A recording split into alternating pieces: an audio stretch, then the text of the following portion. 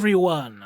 This is Remleiz from 40k Theories, and welcome to this new episode of Adeptus Podcastus. Joining me as always is Tactica Imperialis. Hello everyone.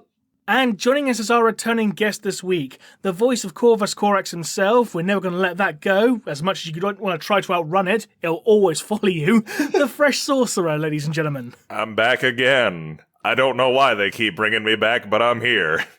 You'll never escape us, Fresh. You'll never escape. It will follow you forever. It's the curse. Well, you'll never escape Remleiz anyway. I can't believe that I've been subject to the Pharaoh's curse. Indeed, you shouldn't have opened the tomb of Tutankhamun. But anyway, how is everyone doing anyway? I say anyway, I'm mumbling, I'm rambling, I don't care. I blame the heat, I blame the humidity because it's like 70% humidity today and it's fucking horrible. It's raining here. Global warming in Europe. Now you know what it's like to live in America. You're gonna die.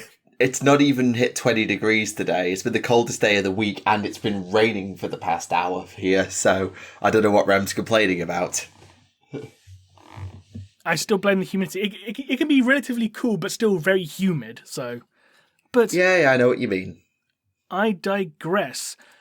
In the news this week... I'm fine, by the way. I know you asked and then got distracted. I'm fine, thank you for asking. Because you asked and then got distracted. Tactica Imperialis is fine. There you go, that's the news this week. She's fine, ladies and gentlemen, she's fine. Now, on to actual news. For the first time since May, the Black Library Coming Soon page has finally been updated. Hallelujah. Indeed. With a lot of books, I assume.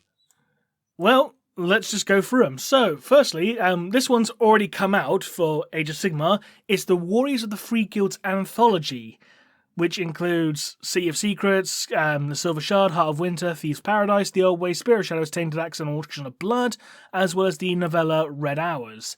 Yeah, so this is designed to tie in with Cities of Sigmar, because at the time of recording, Cities of Sigmar comes out tomorrow on pre-order. Yes, indeed. So you'd think it'd be like a tie-in or something. How convenient.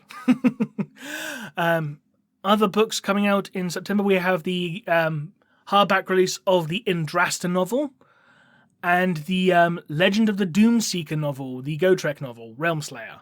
Right. But for 40k, which is what everyone's here to see, firstly we have The Rose and Darkness, which is an Adeptus Sororitas novel by Danny Ware about the Order of the Bloody Rose, so you know it's going to be good. We have the Wordbearers box set limited edition collection, which is a box set of the 3 Wordbearers novels, Dark Apostle, Dark Disciple, and Dark Creed. And it looks like they're in fucking fabric covers. Stop doing that! Please! You've had this rant enough times, Remleiz, the people will get bored. I know. Yes, I know. We're also getting the Blackstone Fortress Omnibus, which is the 2 Blackstone Fortress novels and a crap ton of short stories. The limited and standard releases of Creed Ashes of Cadia. A limited edition version of Caiaphas Cain for the Emperor. And the Genefather standard and limited edition releases, as well as the Forges of Mars Omnibus, which is the 3 Adeptus Mechanicus novels, plus the short story Zero Day Exploit, as well as paperback releases for Wrath of the Lost and Fall of Cadia coming out in hardback, because that came out in limited edition not too long ago, as well as paperback for Angron the Red Angel and Valdor Birth of the Imperium. I think that's about it. No, there's one more. There is Once a Killer, which is a Warhammer crime anthology. So, yeah, I sped through that. I don't care. I just wanted to talk about it very briefly. And I think my let's cut out again, for fuck's sake. No, I heard you. No, we heard you. Thank God. There's just not a lot to say, really. Like, they're books, and they'll be good books, I'm sure. They are books. But until they get into your hands, there's nothing there that really jumps out at you and goes, oh, I really need to pick that up and buy that immediately. Well, we did talk about Genefather previously, so that's... Indeed, but we've talked about that already, so Indeed, there's nothing more to say because we've already talked about it ad nauseum. Yes. So what else is actually in the news? So, there's a few different bits and bobs. So, Gamescom has happened. There was some video game stuff there. The Nova Open is next week. So, annoyingly, I think that's the day after this podcast comes out. Warhammer Plus has its new miniatures for the year, and a crap ton of stuff about Cities of Sigmar, some of which I do want to talk about. and the nearest thing to naming a miniature after a Warhammer YouTuber I think I've ever seen. Oh yeah, Kirioth getting a Blood Bowl model. Yes, so we'll start with Gamescom, since I think a lot of us who are aware of Warhammer, at least are aware of the games as well, and included in there is Space Marine 2. Now you can go and watch a bunch of people doing little watch-alongs and play-alongs of Space Marine 2 from their hands-on. I know various outlets have done it, but there was plenty there to see. So, for example, Age of Sigmar Realms of Ruin got its release date, which is the 17th of November on PC, Xbox Series X and S, and the PS5, as well as confirmation that the Night Haunt will be a playable faction. I mean, it's an RTS in the Warhammer universe. It could be good. It could be Dawn of War 3. It could be Dawn of War 1. We don't know. And it ends up being Dawn of War 2 instead. It ain't Dawn of War 2. It's not little squads. It's proper scale. But, I mean, the graphics look really good. Some of the Nighthawk renders in particular that they've shown off here look really quite impressive. So I look forward to seeing how it plays, but we'll see. Darktide kicked up a fuss. So, firstly, the game is coming to Xbox in the autumn, apparently, but they are doing a full overhaul update with talent trees, upgrade points, etc., etc. And I know this has annoyed some people. I don't exactly recall why, but I think the reason was because, hey, here's an actual complete game rather than just a beta you paid about $60 for or whatever. Yeah, that's what I've been seeing around Darktide, because I don't actually own it. I was in, like, the open beta, and I wasn't that impressed, because it just felt like a Vermintide 2 with more steps, but... I mean, that's basically what it is, but, like, Yeah. I don't know. I'd been playing Vermintide for... Fuck, that game's been out for almost, like, what, 10 years now? That's a lot of time to be killing Skaven. And I guess, just because you slap a 40k skin on it doesn't make it any more enticing to me.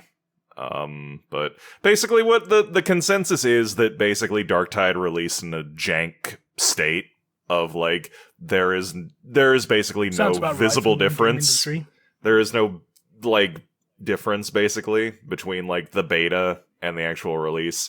And it's like, oh, hey, we've finally completed the game you paid, like, $60 for. And people are not impressed because it's like, that should have just been the case at launch. yeah. Which, that's understandable.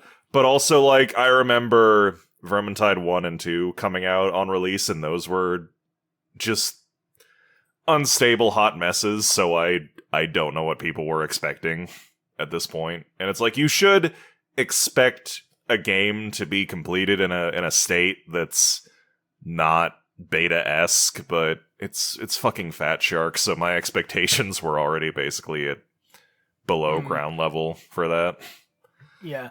It's funny you mentioned Vermintide, because there's actually some Vermintide DLC that got announced.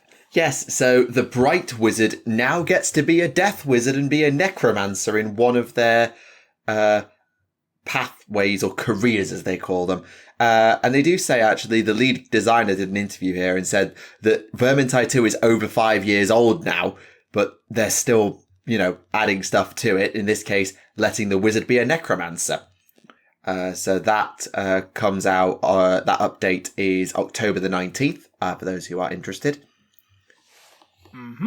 And then the one you've got more Vermintide experience than me here, Fresh, so I will defer to you if you actually have a thing to say about Vermintide 2. Despite my old username and I guess my current Rant Sona avatar that appears sometimes in these podcast intros, it's like I never actually played Sienna that much, just because I couldn't vibe with how Wizard worked, of just like, oh, you have to balance, like, using magic and not getting hit, because the more you get hit, the more you're going to explode because your magic meter fills up.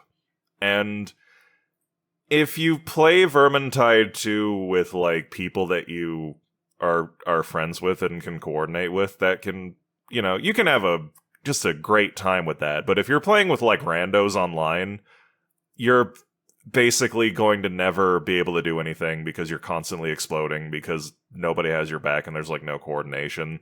So I'm curious as to how they'll do with Necromancer, because the Sienna's thing is like, you cast spells depending on what staff you have, and it fills up like a heat meter, and if it gets too high, you begin miscast. to lose HP, and if it maxes out, you explode. Right. And that's supposed to represent like, oh hey, you're a wizard and you're drawing too much on the winds of magic and you're going to explode. Yeah, miscasting, I suppose, is what it's. It's supposed to be miscasts, but the result that ends up with you exploding and not like, I don't know, making all the milk in a town go bad. So I'm wondering how they'll do that with Necromancer, and if like things are going to be like, different Necromancer stats of like, hey, you can summon a shitty NPC skeleton to be a distraction, or if you're going to be casting Fate of Buna on people, or things like that.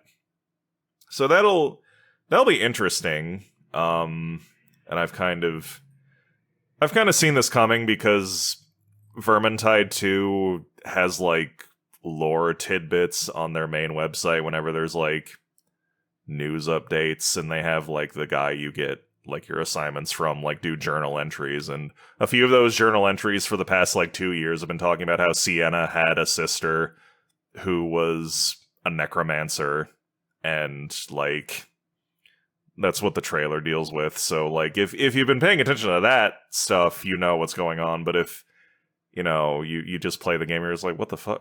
Who's this woman? Yeah, who's this woman with the opera hairstyle? And now Sienna's a necromancer. And I don't know. I hope it'll be like interesting, because they've been doing like the fourth career path for a bit now. Like Kruber becomes a Grail Knight, Barden becomes an engineer, Carillion becomes a Keeper of the Grove, and Saltspire becomes a warrior priest. So I'm kind of wondering how Necromancer will play out, because I play Grail Knight, and it can be a fun time just because your ultimate ability is you get a big sword and you clear the screen with a big magic holy sword. That does sound like fun. And as Barden, you set up a turret, like TF2 Engineer. But instead of being powered by scrap, it's powered by like booze. Right. But yeah, I hope Necromancer is good. I'm probably still not gonna fucking buy it, because I am Vermintide 2'd out. Yeah, fair. There's only so many times you can fight Norskins and Skaven and the worst edition Beastmen for so long until you're like, I want to do something else. Yeah, I get that. And now the something else could be Space Marine 2, which, I don't know, you can take it from here. I have my own thoughts on that, but I can save mine for last. Well, so, we got a gameplay preview of Space Marine 2. A few things are the same, a few things have changed. The first thing being, you've still got a gun, an ammo meter, what looks like a rage meter. I don't know what they've called it because I didn't get a chance to read or watch the whole video. You still get your grenades. The things that are new is obviously you have teammates with health bars, so you can do co-op. And the other is you have healing stims. I don't like that, because the whole thing with Space Marine 1 that I really loved about it is that it forced you to go for it. The only way to heal, if you overcommitted and took damage, the only way to heal your actual health bar was to go in and execute, i.e. do combos, get the enemy into a stun state and perform a finishing move, and that got you some health back, which against the orcs was really doable because you just had to hit the triangle button. But against the orc knobs, you actually had to beat an orc knob in order to get any health back to go into the next fight. Yes, you got your whole health back, but it was good. Same with the Chaos Space Marines. You could not just sit in a corner, keep spamming healing until you beat the Chaos Space Marines. You had to get in their face and kill them. Whereas now they've added these healing injectors, I understand why, because, it's a little bit more forgiving and all of that, but it doesn't really suit the ultra aggressive playstyle that Space Marine 1 really went for. In that if you've got healing supplies, you'll play more defensively and use your healing supplies rather than run up and smash some Tyranids in the fucking face, because it's the only way to get your health back. That's a thing for me. And I saw someone saying on Twitter that a lot of the enemies feel a bit like reskins, like the Gaunts feel a bit like the boys and the warriors feel a bit like the knobs. But I haven't really had enough time to look at it and psychoanalyze it. But it looks good graphically. It seems to still have all the blood and viscera and all the violence of, Space Marine. But I think some of the changes are going to be good. Some of the changes maybe a little bit less so. I don't know. That's where I stand on it. But I'm looking forward to it either way. I have kind of mixed opinions about Space Marine, just because I've, it came out and I had a fun enough time with it, but, then I started playing it more. And especially if you play it with, multiplayer with people, you begin to notice a few idiosyncrasies that I wasn't especially a fan of. And one of those things is that the melee combat system doesn't feel satisfying to me. Like, the combos are very basic, and the enemies don't have very good reactivity when you smack them around with one of your weapons. This is true. And it's very clunky and slow, and it's like, yeah, you're a fucking Space Marine. You're not Dante Devil May Cry and stuff like that, but it never felt very visceral or satisfying. Like, yeah, there's a lot of blood going around, but it never felt especially satisfying to me to beat a guy up. That and the kills that you do, the sync kills that you do to recover health, the executions, they didn't make you invulnerable during it, so it could be a bit of a detriment of you might get some health back, but also you might get beaten up and shot to shit while you are doing this. And I always feel like that doesn't incentivize getting up in people's faces so much, especially if you're playing on hard. And I don't think people should play on hard for Space Marine 1, and maybe not Space Marine 2 for that matter, because hard doesn't actually do anything for the game. It doesn't make the enemies fight smarter. It doesn't increase the number of enemies. It doesn't make any changes. It just makes them hit harder, and it makes them have more health, and that's it. And I always think that that's a very boring way to do difficulty. Yeah, it's the Skyrim method. It's boring. Yeah. And that was one of my problems with Space Marine 2, is just nothing. It's okay, I get why we all loved it, and it's a fine enough game. It's a perfectly okay game to me. Mm-hmm. But I feel like it got a lot of praise that it did at the time, because it was kind of the only.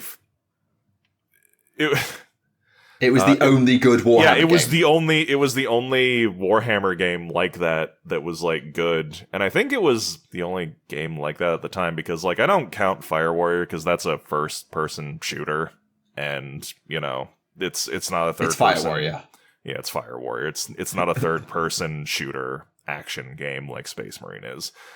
But yeah, that's kind of what I think my assessment of Space Marine 1 is it got as much praise as it did because it was something that Warhammer players had been starved for a long time, and that means that it got a disproportionate amount of praise despite the shortcomings that it had. Yeah, I mean, the game was fun, but especially for someone who didn't play a lot of multiplayer and didn't have any friends to play it with, it definitely did not have a long lifespan unless you were willing to grind it hard, which I never beat the game on hard mode. I think there was an achievement for getting through Chapter 1 on hard mode, or something, or either Chapter 1 or Chapter 1 without dying, I forget which. But it was a real fun experience, but it probably doesn't hold up all that well. I haven't played it in the best part of a decade, and I know rose-tinted spectacles are a thing. Yeah. And plus the multiplayer itself, not the horde mode multiplayer, which if you have some friends, you can have a fine enough time with that one. But the multiplayer, where you fight dudes, is just everyone picks Tactical Marine, they get a melt-a-gun, they roll around, and they shoot you in the face with a melt-a-gun, and it's basically rocket tag. more or less. Yeah, but with melter guns. The Dreadnought DLC was fun, though. I guess it was, like, fine enough. I mean, like, you know, if you have a horde mode and, like, some friends, you can have a great time with that in almost any game. I think that the main problem I had with the horde mode was the meta was Devastator Marines and Assault Marines with Thunderhammers. Of course. And, yeah, anyway. That's just my thoughts. I hope Space Marine 2 is better. From what I saw of the gameplay, it really does look like more of the same. I'll just say this. Except with NIDS. I'll just say this. I don't like how small the HUD is. It seems very, very tiny. I don't know. I know that's the thing with like a lot of games is you have a very, very small HUD, so like, you know, so you can see more of the actual game itself, but I prefer to see something a little bigger on screen, personally. Hopefully there'll be some options to actually change that, or something like that. You see, I actually disagree. I think the HUD, as small as it is, I agree it is small. The problem with a lot of games, and this is something that I think particularly games like COD or Overwatch or whatever, and games struggle with, is the more intrusive the HUD is, the more it precludes the gameplay. For me, I think looking at that HUD, I think it's really quite crisp and clean. It's small. Yes, you've got to squint to read your ammo. And I don't like the fact that the health bar appears that you've got 3 shields instead of just an armor bar. But in terms of the amount of space on screen it takes up, I think it's actually pretty good as a HUD. Could the text be bigger? Maybe. But the amount of space the HUD takes up, I think is actually pretty good. Personally, I mean, hopefully there'll be some options to actually adjust it or anything like that. Because I remember with like playing the beta for Dawn of War 3, and the HUD was so tiny, like I couldn't see what the fuck anything was. I had to really lean in close, like what does this say, kind of thing. And maybe that's just me going blind. I don't know. I think that's a problem a lot of RTS games have, though, is that they've got so much information to give you. Yeah, but the thing is, though, like, if Dawn of War 1 could do it perfectly fine, if StarCraft 2 can do it perfectly fine, Dawn of War 3 has no excuse. But anyway, before we continue, I just want to... Now... Before we continue, I just want to turn around and say that my internet is having some issues, so if I just disappear, that's why. So please bear that in mind. Hopefully it will stay long enough for the rest of this call, but just be aware. Yeah. It's fine. We'll wait for you and or continue on, and I don't know, weaken at Bernie's your body. If for whatever reason I drop out, just keep rolling. Yeah, we'll keep rolling. So here's the real question with Space Marine 2 is: do you think that they're going to do the time-honored Warhammer tradition of, hey, you've made it halfway through the game, here's the actual antagonist of the plot? Probably. I hope not. I actually think just let the Tyranids be the actual problem. Yeah. And then it's like, Naroth coming back. I mean, God. It's like, you know, fucking like, okay, hey, Dawn of War 1, who's the main bad guy? Oh, it's Chaos all along. It's not the orcs. Dawn of War 2, oh, hey, it's not the orcs that are the problem. It's the Tyranids. Until you get the Chaos Rising DSO, in which case it's the Chaos. Except until you get to Chaos Rising and Retribution, where it turns out, no, everything was manipulated behind the scenes by Chaos. I mean, it's 40k. And then Dawn of War 3. Chaos is the antagonist of 40k, period. Yeah, but that's like, if you keep doing it, it loses impact. And then they fucking did it in Space Marine. It's like, hey, you have this Orc-Wa, and then, hey, guess what? It's Nemeroth and his warband, and also he has bloodletters and the Chaos Space Marines that aren't fun to fight. Yeah, I think what they should do is let the Tyranids be the big bad and have you work your way up, kill a Hive Tyrant at the end, all of that. I think Nemeroth should show up, but I'd like him to be a standalone DLC, either like an after action, like a follow-on, a sequel DLC, or a side campaign. A side campaign where you get, like, for example, it might be that you get called away to the other side of the planet because there's strange reports and it's nothing to do with the Tyranids, and Nemeroth just happens to be there. I don't want that to happen. I want Nemeroth to be I just want as a DLC is fine. I wouldn't mind a DLC with any other like antagonists. Like, okay, fine, here I have some side missions where you go fight Chaos or Orcs or the Eldar. I don't know. Like, a side plot like that, just not Nemeroth, because, like... How about a DLC where you play as Malam Kaido? You know, the guy from Bolt Gun. Because that is a side call to Space Marine. I know that fucking tie it in. Bolt Gun he did is... Yeah, he did. But I feel like even bringing back Elephas and Chaos Rising was maybe a step in the wrong direction, because now it just opens up the gate for people to be like, oh, well, it doesn't matter if this person, like, died and exploded. They just get brought back somehow, because Abaddon was like, I'm going to buy your soul now, Elephas. And now you're mine. And then Elephas gets reduced to a lame boy. See your point. I don't know. I feel like Nemeroth had his time, and also he didn't really get enough time on screen to be interesting as a villain. Although I guess there is only so much you can do in a video game to make a Chaos Lord and Terminator armor an interesting bad guy, because he's like the size of 2 Mack trucks and is evil. Do you know what? I'm genuinely surprised that Space Marine didn't get a tie-in novel. Because Fire Warrior did. Warrior? Yeah, Fire Warrior did. Dawn of War did. Dawn of War 3 did. You know, Space Hulk did. You know, but... Yeah, but the Dawn of War ones were apparently bad. Apparently Dawn of War 3's novel was actually good, apparently. The one, because that was written by Robbie McNiven as opposed to C.S. Goto, so we actually had a competent writer for that one. I forgot the name C.S. Goto. I forgot the funny meme, man. You're welcome. Wow, it's all coming back. Funny enough, me and Narina discussed the Fire Anyway. Warrior novel the other day, and that just broke us, because it was so fucking stupid in places. Like, it was... And yet it's still better than the game. Yeah, that's the thing, it actually is! Oh, God. I love you, Shasla Kais. Yeah. Did you know he actually got a miniature back in the day? You did post that in the Discord, and I was like, oh, I'm not surprised that he got a miniature, because, like, fucking they wanted to push this game he got one super before hard. Titus did, so there we go. That's the true hero of 40k, everybody, is Chaldeen Shasla Kais. No relation to Shas O Kais, despite what some people will say. And Shasso Kais has no relation to Shasso Kais either. It's true. Maybe we should stop naming people Kais. Do you know there's at least 3 Shasso Kais? You got Shasso Tau Kais, Shasso Viola Kais, and Shasso Vashtir Kais, I think it is. The last one's from... It's also worth noting that one of Farsight's He's names is Kais. Kais. Basically, Kais is like the Tau equivalent of Dave.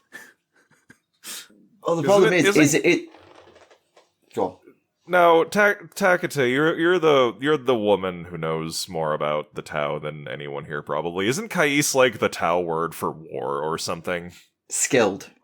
Ah, okay. Well, hey, there's the fucking problem. Everyone takes the name of just like, I'm a cool guy. I got skills. Mad skills.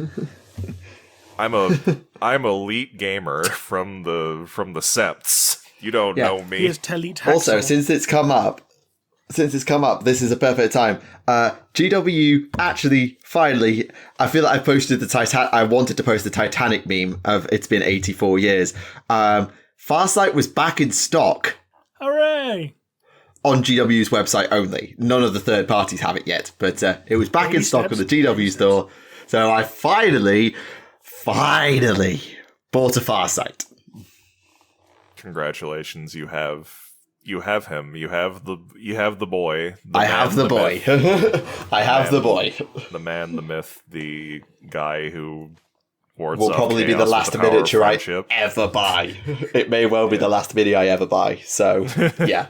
Yeah, we still got to get you the Joy Toy of Farsight when that comes out. Probably. The but what? The Joy Toy. You know, Joy Toy figures.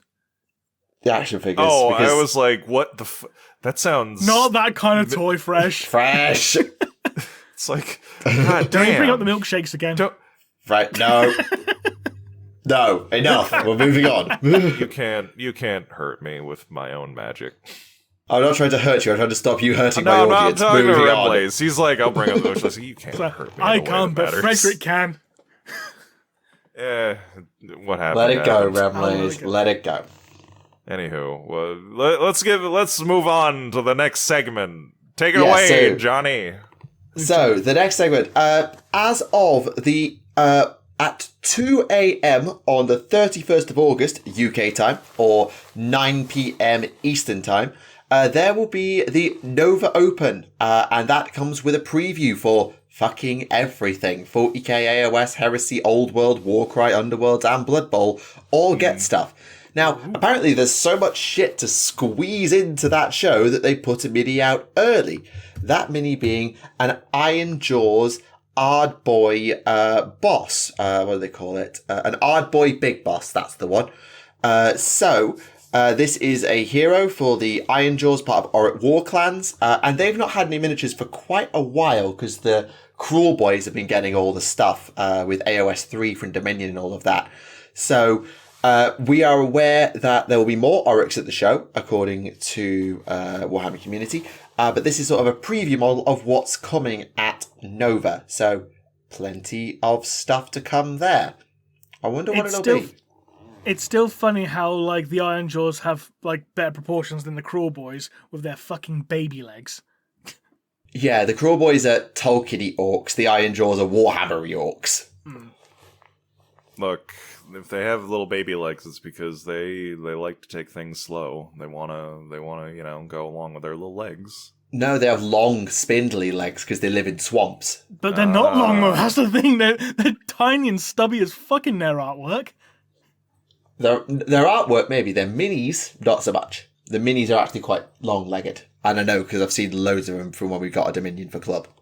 Is it just me or do the big bosses often look more like war bosses than actual war bosses sometimes? They do. Yes, I know the Killer Boss artwork for the front of the Auric War Clans book looks really out of proportion, I'm aware. But the Killer Boss miniature is a lot better.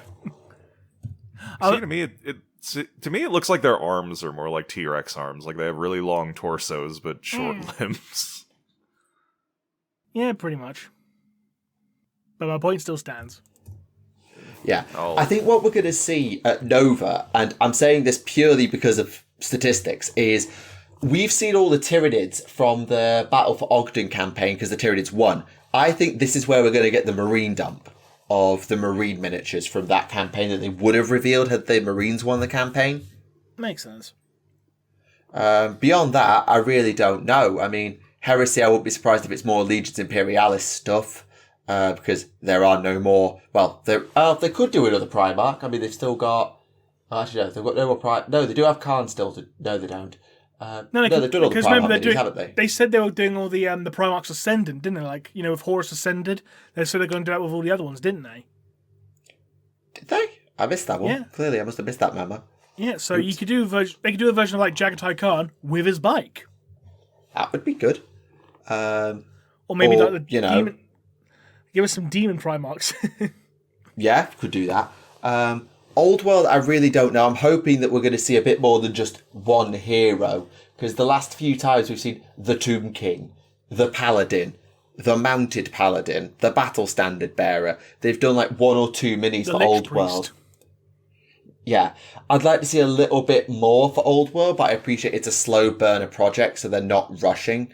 But I would love to see them really just like, here's like 3 units, or here's a little bit more than just 1 or 2 models would be nice for Old World. As for AOS, clearly it's going to be Oryx, seems to be the lead. But we'll see what else comes. I don't know where we stand on the roadmap. I don't know what's actually coming in the winter for Sigmar, because Cities is next, and that's autumn. So I don't know what actually is left to do this year for Sigmar. Fair enough. So yes, keep an eye out for that. We'll be talking about that on the next episode. Absolutely.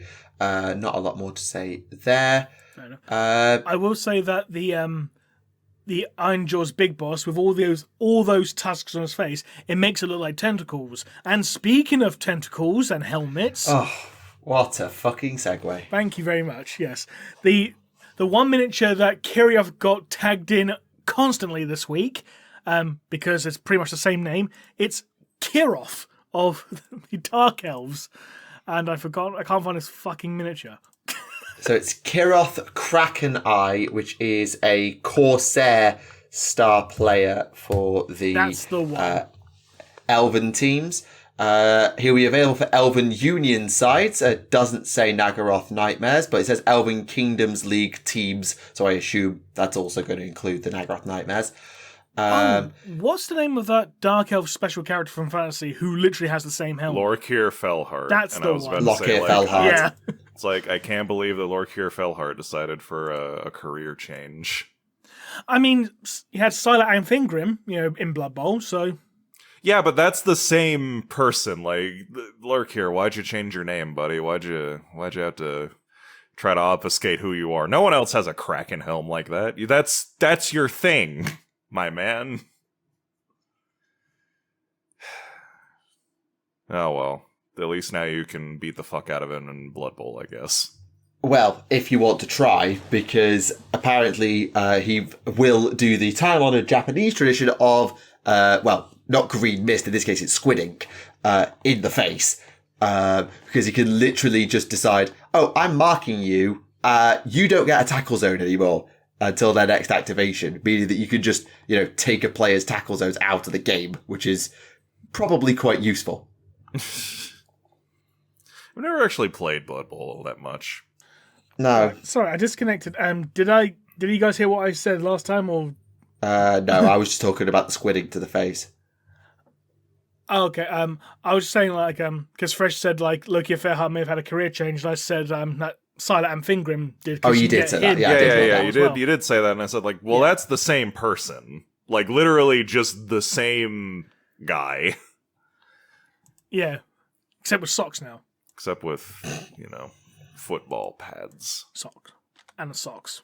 And the socks. That's one of the big things about this model. Actually, point out how he actually has socks, because he has to wear them to comply with Blood Bowl regulations. That's literally a canon reason. Christ. Oh, speaking of Blood Bowl, Fresh, did you ever see that Blood Bowl story that had a Gene Stealer in it? I did not, because I was not aware that Blood Bowl existed in 40k. It doesn't. It doesn't. This is actual a Blood Bowl story specifically. Okay. Like you actually had, specifically technically it was Dungeon Bowl, but they go through a portal, they end up in 40k with Nids fighting Necrons, and the two players get chased back into the portal. Gene Stealer follows them, takes the ball, and just kills everyone on the pitch. Yeah, that sounds about right. And Jim and Bob are and he's got a touchdown, but we don't know what team he's playing for, so we don't know if that counts. And now there's just a Gene Stealer in the Blood Bowl world. It's quite a funny story, in fairness. Now there's nothing else. Yeah. If nothing else, it's proof that the Warhammer multiverse, ladies and gentlemen. Shut up. It's a thing. Shut the fuck your mouth. Hey, it's in black and white. Gene Stealers and Blood Bowl. It's just it's just like second edition Warhammer Fantasy, where you could have a Chaos Space Marine leading your Warriors of Chaos band. You could find a chainsword. But then again, you can find a chainsword in Total Warhammer 3. So, yeah, maybe. Maybe Remleiz does have a point, and maybe that point is bad. Do you remember the Albion campaign for Fantasy? Hey, here's a power fist and a hand flamer. No, in Total Warhammer 3, if you haven't played it, when you play Total Warhammer 3, if you play the fucking the Realms of Chaos campaign, you go to Khorne's realm, and Khorne just has a bunch of weapons lying around for you to pick up, and one of them is just straight up a chainsword. So you can equip any of your characters with a chainsword until you go back into the Realms of Chaos, and then Khorne's that's mine, give it back. It's actually just called a chainsword. It is just straight up chainsword. Oh, fair enough. And it is an epic level weapon that has one of the best armor piercing values in the game, despite the fact that chainswords don't have AP. Well, maybe not in 40k, but I guess if you took a chainsword into fantasy, people wearing gambesons.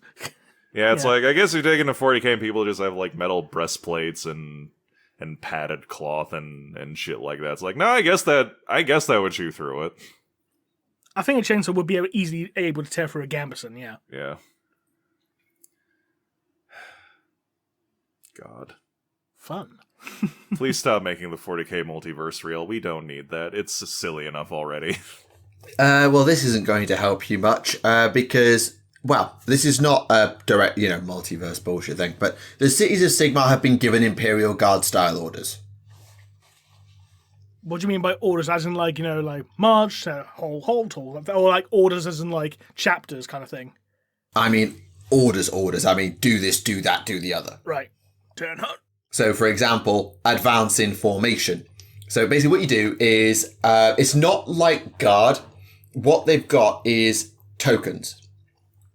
And each hero can give out an order after rolling for turn. Not at like the start of the hero phase. You give out the start of the turn and you place out the orders and then you flip them up and they do a thing. So, for example, it means give them extra move. It might be return fire. It might be whatever. There's 3 human orders, 2 universal orders, 2 elf and 2 dwarf ones, meaning that it's not just for the normal Cities of Sigmar units, but it's an interesting thing to do because they've always said with the Cities of Sigmar, and they said this they did a round table this week, a single human versus anybody, usually human lose. Whereas you put them together in like these Castellite formations with good commanders and all this, they stand a half decent chance. So they're doing the same sort of idea again. I mean, one of the best ones they've got is if a unit within 3 inches of your hero that's human is shot, you just get to shoot back with a unit in the opponent's turn. Fair enough. Which is kind of funny. A little bit. So, yes, that's going to be an interesting dynamic that makes Cities of Sigmar very unique to play. Because the thing that I found when I used to play Cities, because I do have a Cities army made up of Darkling Covens, and I've always wanted to get, and I never have, gotten a Settlers Gain army to go with my Lumineth, is they never had a real good play style to them. They never really quite clicked for me. And I'm hoping now that they will, while they've got all this new focus. And sure, I'll need to pick up the free guild stuff if I decide to do it, because I want to play Settlers Gain and do it properly, because Harkuron isn't going to have any rules anymore, because that's a Daughters of Cain city now. It's not a free guild city, but still something. Is there anything else of particular? Oh, yeah, I should probably mention Warhammer Plus while I'm here. Do we have to? Yes. That. I'm only going to mention it in that the miniatures for this year have been revealed, and I'm going to then just show them and stop. So the 40k miniature for the year is a Kassakin based on a very classic piece of artwork. Oh yeah, I remember that piece. It's from fucking that is old as hell artwork actually that model is based off of. Karl Kopinski was the artist apparently. That's like 3rd edition at least. Yes. Meanwhile, if you want to go really old school, the Fantasy AOS miniature is a bloody Von Karstein. And looks so much nicer than the Kassakin. I mean, yeah, the Kassakin model is simple, blunt, effective. This is an elegant vampire lord, so it's very different. Is that supposed to be based off of Isabella? No, I don't believe so. Yeah, it's the chalice that got me.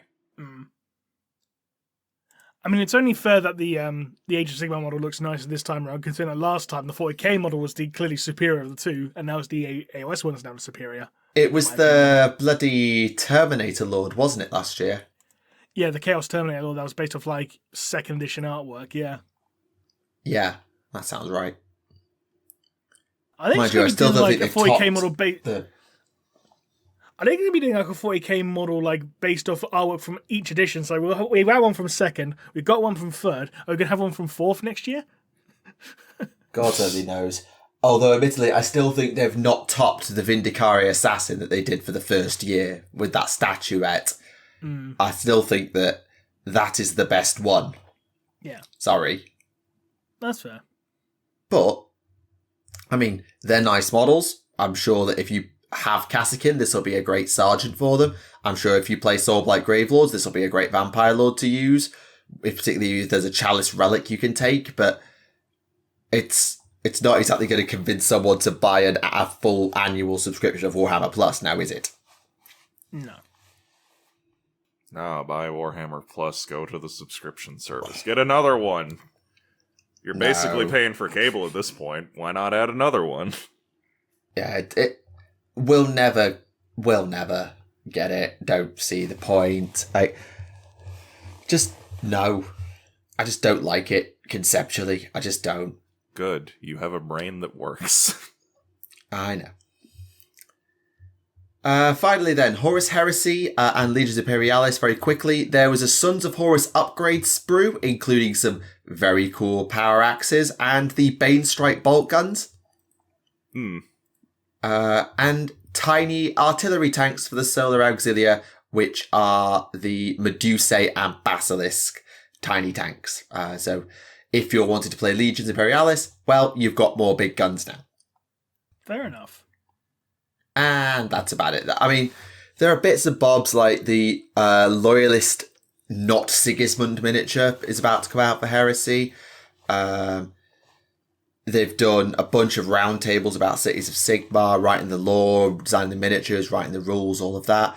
Necromunda's got a mutant scenario coming up, which is kind of cool. And that's about it, really. Fair enough. As my net died again.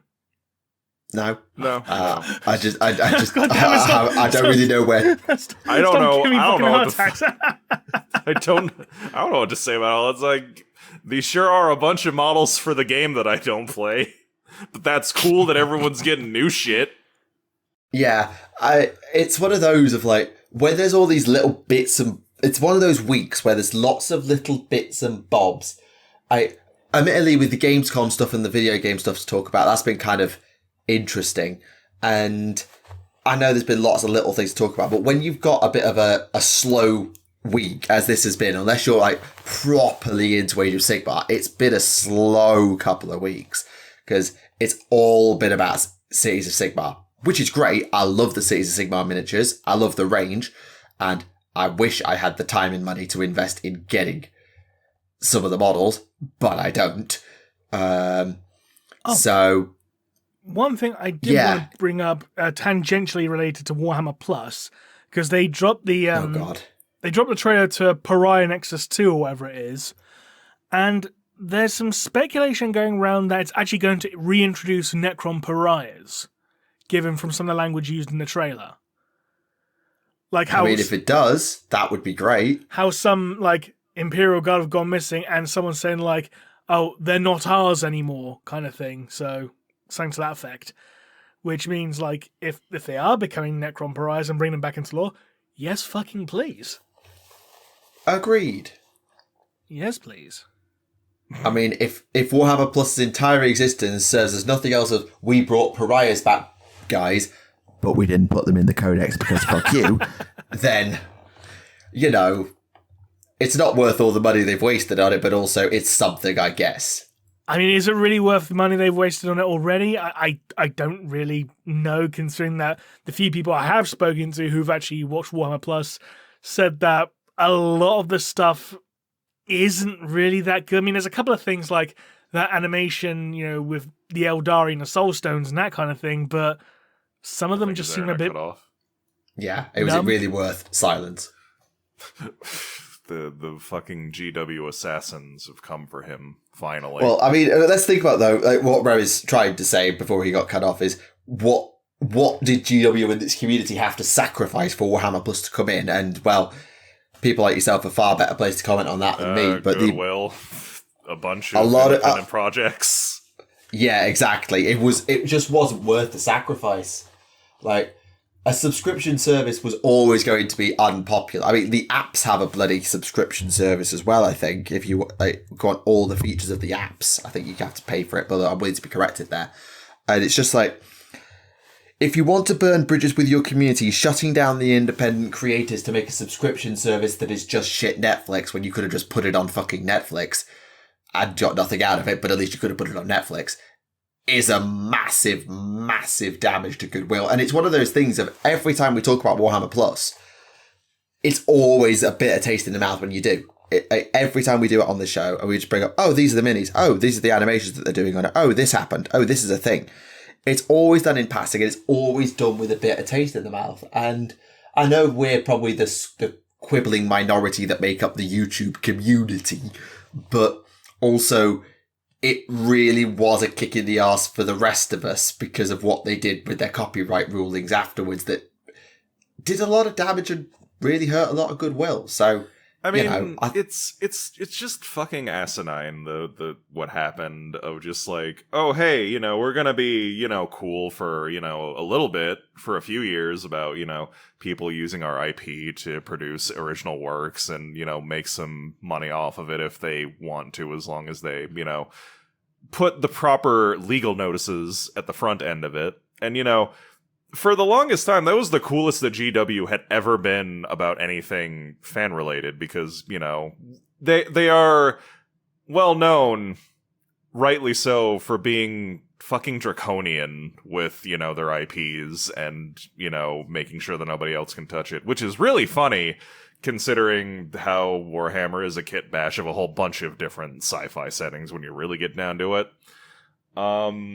Yep. And I just remember when that came down and how, like, despondent people were for, like, the most part. But I also remember the Warhammer community being kind of shitty about it.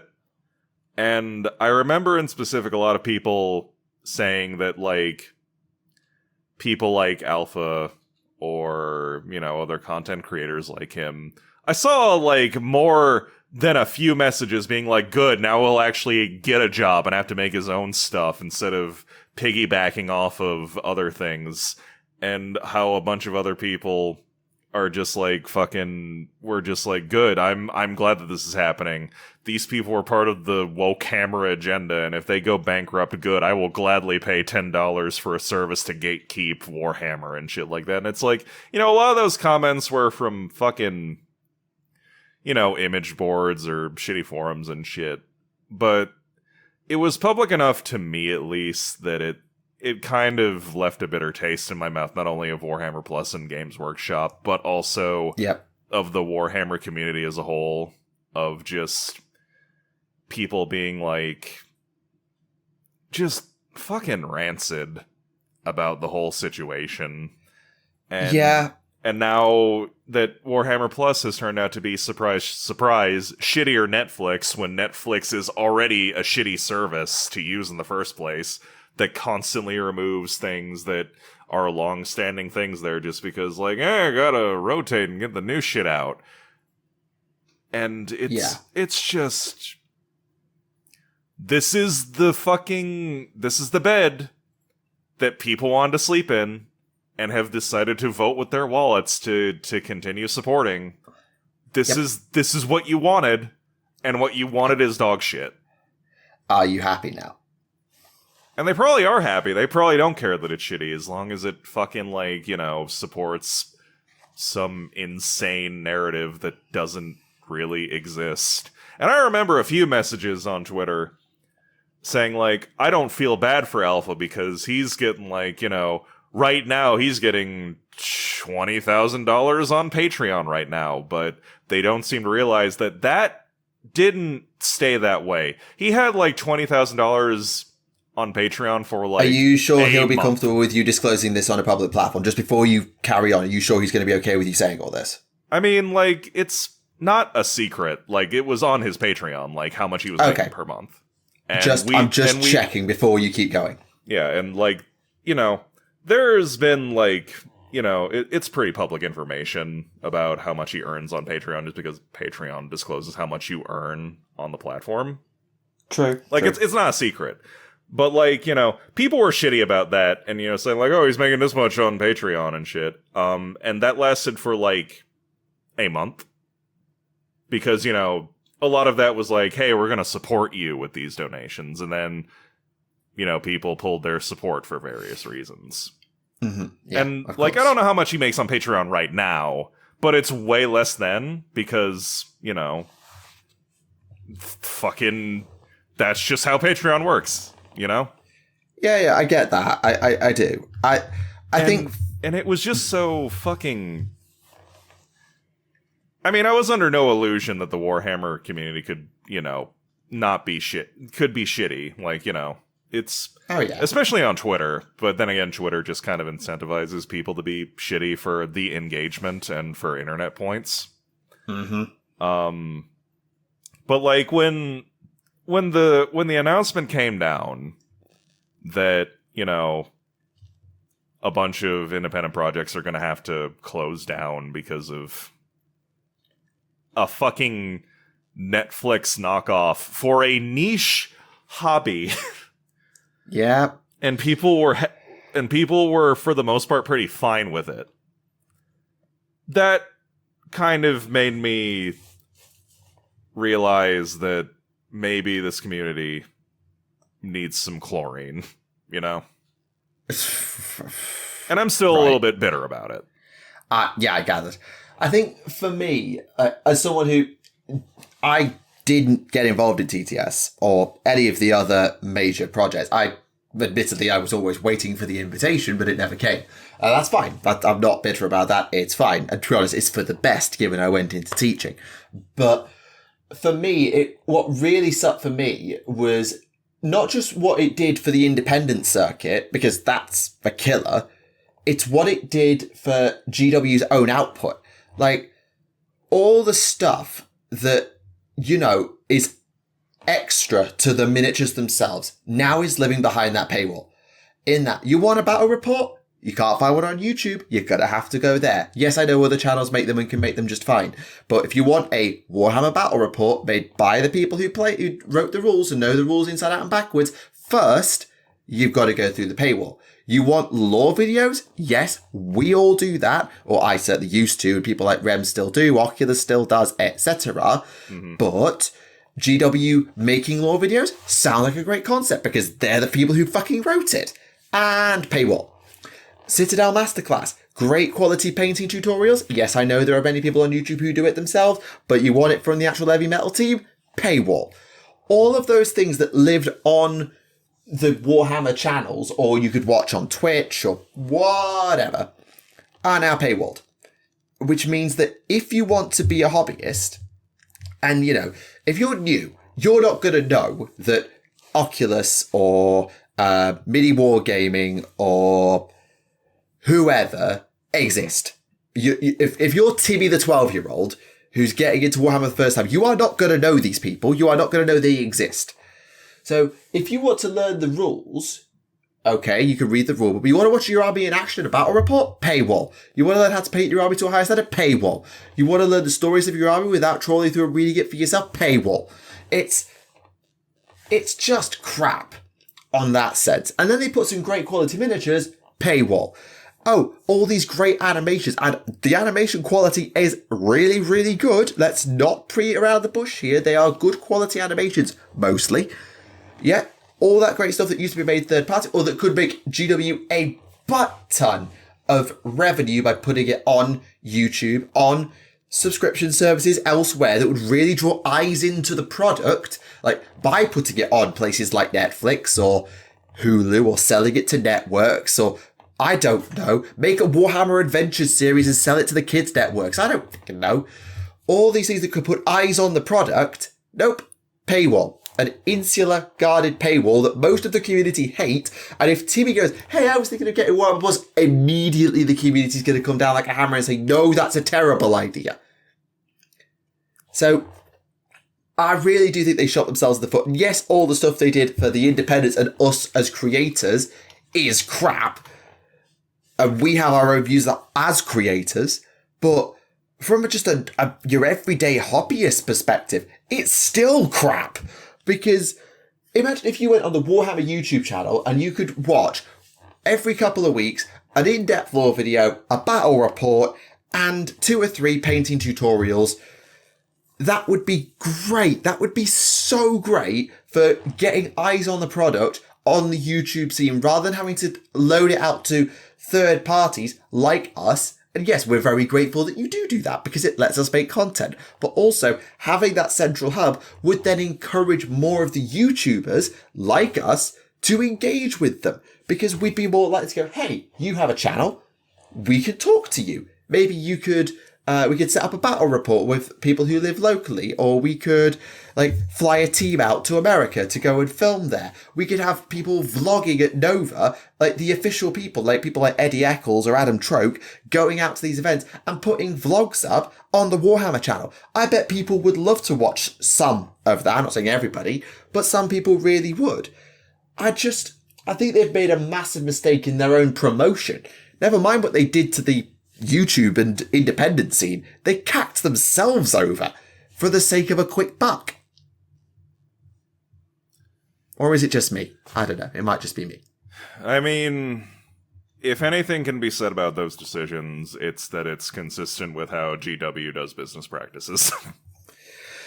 Sadly, the fact yes. that they weren't dicks about it for a few years was the outlier. True. Yeah, but sad but true. Yeah. But yeah, anyway. Warhammer Plus is the future that people wanted because they keep supporting it by paying for it. Yep. And it's shit. And I hope that they continue to eat dog slop. How rude. It's worth noting, in case you're wondering about the awkward silence, as Remleiz mentioned earlier. Remleiz died. Remlei's internet has completely died, so we've just been winging it. And we will continue to do so. Yeah, I don't have the marionette to Weekend at Bernie's, his weird dinosaur corpse. No, and his dinosaur Wi-Fi either. Or his dinosaur Wi-Fi. But it's fine. We can make this work. We can make this work. We have to. Can/have to. Either way, we will make this work. Don't worry, folks. The show will go on, but I'm afraid you're going to have to suffer without Remleiz. It's true. Now it's just us that has to suffer. And I will be honest, I am not familiar with any Warhammer news at the moment because I have been playing the shit out of Baldur's Gate 3. Like everybody else, then. Yeah, like everybody else. Nos is playing it right now. She's doing it right now, playing Baldur's Gate 3.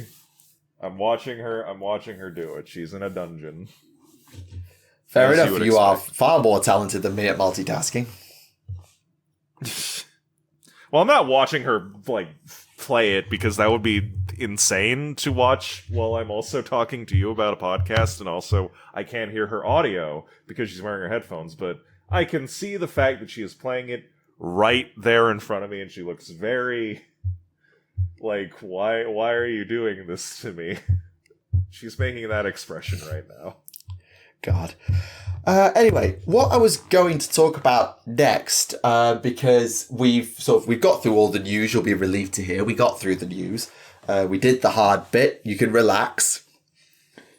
And it's hard for you, maybe. I just gotta be here. And maybe. Offer color commentary sometimes. True, and you are good at color commentary, is the fact that I've actually managed to read I've read 2 books this last couple of weeks because I've got half an hour every morning where I don't have a lot to do, so I just sit and read in bed for half an hour. But I've managed to get through a couple of books, and the one I wanted to talk about, well, I could talk about either of them, but I think it'd be more relevant here, is the new Gotrek novel, Blightslayer. So the Lumineth novel, I've also read that, which is Children of Teclis, which was great. But I'm going to put a pin in that one because it revolves a lot of messy Age of Sigmar lore. And I really like it because it really references some stuff I really, really agree with. But it's a bit tricky to get your head around. The Gotrek story, I think, really plays itself straight and is a lot easier to retell. So I think I want to talk about that because people know Gotrek. He's been around since, oh God, when was the first Gotrek and Felix book? Oh God, I think it was back in the early 90s. Let's see, Gotrek. I'm Googling it as well. I'm trying to work it as well. Gotrek and Felix.